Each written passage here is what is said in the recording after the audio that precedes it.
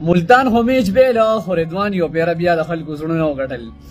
رضوان یو داسې بیټسمین دی چې کله روان شي نو بیا رواني.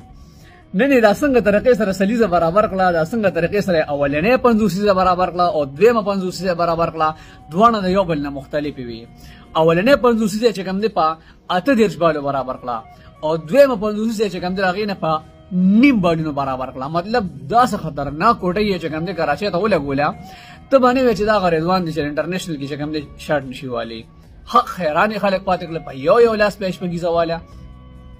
چلې چاره نه ورته څنګه وړ کړو، اخره پورې لاړو د یو لیډر رول یې ادا کړ. یو لیډر چې څنګه خپل خبره وي ټیم چلی که نه، د کپتان د لیډر د واریر چې کوم دغه کردار یې هغه ادا کړ او ډېرو پاکستان میچونو کې هم دا ادا کړی دی.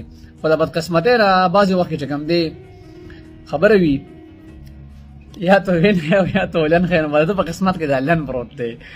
باقي دی چې کوم دی بهترین کپتان دی، بهترین بیټسمین دی او په هر لحاظ سره برابر دی، بزرګ دی، نیک دی. خو بس قسمت کې چې کوم دی ګټه نشته نو بس دغه دی کې موږ څه ووایو یار، څو فاینل دی غریب بیلی بیا هم ویل ډن ګوډ.